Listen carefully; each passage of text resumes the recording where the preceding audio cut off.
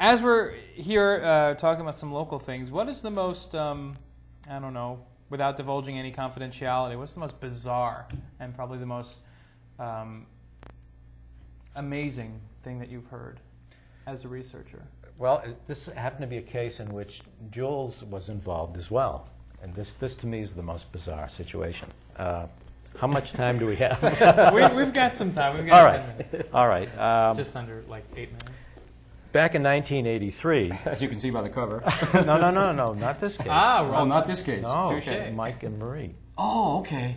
Our case. Yes, our case.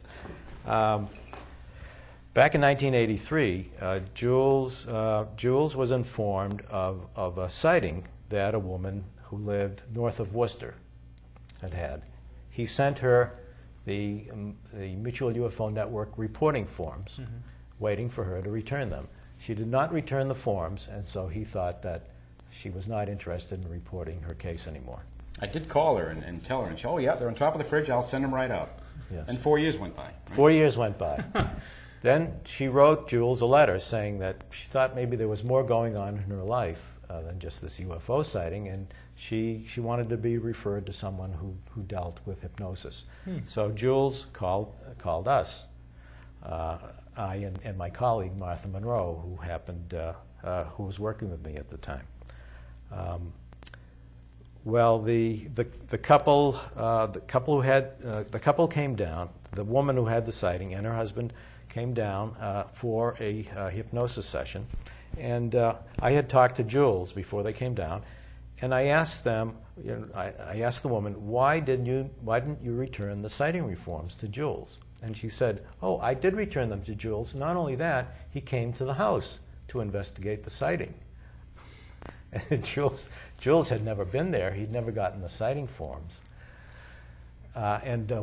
We got on the phone to Jules immediately, and he denied that he'd ever seen these people. The papers were abducted. They didn't want them to know. Well, what happened was they got a call from a person claiming he was Jules Valancourt, saying that he wanted to come down with the forms to investigate their sighting. So there was someone going around saying they were you, huh?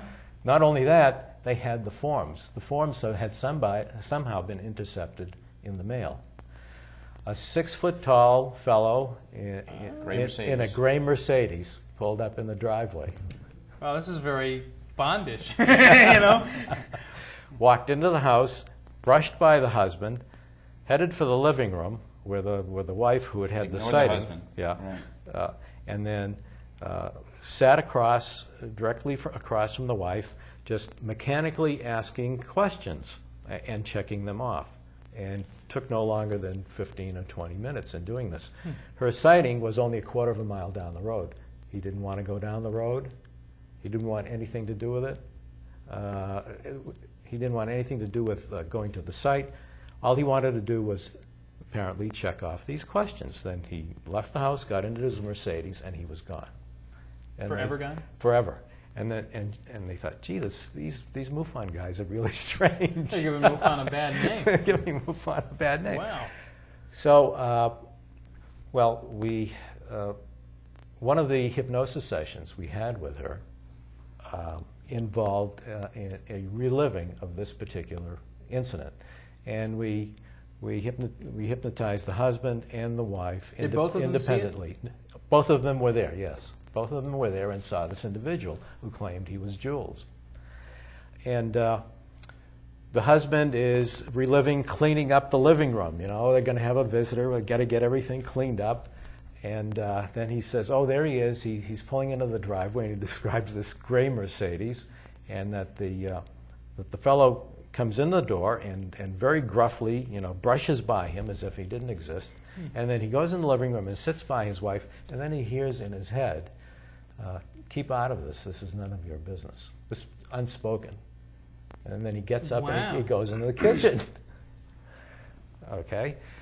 And then we hypnotize the wife independently, and she is reliving the fact that the fellow is sitting across, the phony Jules is sitting across from her, asking the questions, and then she's beginning to feel dizzy, and then this white hand with long fingers starts approaching her. My goodness. So we're thinking something happened. But Right. the fellow was only there for 20 minutes. But yet she relived going to some kind of a strange environment in which she was on a table. In other words, an encounter situation which could not have happened physically. I'm curious, did this supposedly happen at the same time that interview was taking place? Yes.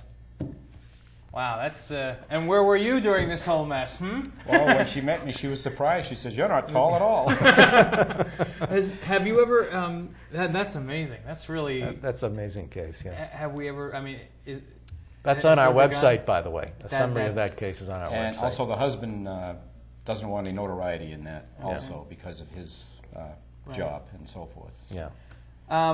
Real quick, personal beliefs. I'm assuming throughout. Well, I don't know. I should never assume, but do you believe that they exist? Yes, I do believe that they exist. The situation is much stranger than the typical science fiction situation that it's assumed to be by the general public. Mm-hmm. And like I say, it has to do with the connection between the beings and the individuals who are involved. And beyond that, I won't say any more. Okay. I have my burnout periods where I don't want anything to do with it, and then something will occur and it'll pique my interest, and I'm back again. And here we are. Well, thank you both for joining me, Joe Nyman and Jules Valancourt. Once again, if you need to get in touch with them, and there it is. There's the information. Wait, put it back up there. It's too soon. Get that back up there. If you have a sighting and you want to report it, 781 area code 246-0523. Operators are standing by because there are no chairs. If you want some information on MUFON of Massachusetts, you can visit their website at http://pw2.netcom.com/little squiggly thing, GBERGHRN/index.html. Is there an address that they can write to receive information if they want? Not at this. There is, but I don't have it. Can they get that information from the hotline? From the hotline, Okay, yes. if you want some information, you can also call them, and they should have some information for you. Thank you, gentlemen, for joining me this evening. Before we go, I want to go quickly to the preview of what to expect the next couple of weeks. Coming soon on The Experience. Gotta get rid of that green color. I keep saying that, and that's a very alienish color, if I may say so myself. Next week, we have Shelley Hansen. She'll be here reading Seashells for us, and I think she's going to give a free one away. I'm not sure. And then Thursday afterwards is astrologer and meditation with Lou Valentino. He'll be here as well. And also, in the next couple of months, we can get rid of that now. I'm looking for some people who have either experienced a ghostly phenomenon or have a haunted house of their own, someone local, someone who wants to talk about it. We want to do some on-site stuff. We might want to come and visit your house and see what there is to be seen. If you have any questions regarding that, you can reach us here at 343-3130, or you can email us at experience98@hotmail.com, or you can email us here at the station at fatv.org. I'm Steve Fox, thanking again Joe Nyman and Jules Valancourt. Thank you very much for joining us. See you next week on The Experience. Have a good night.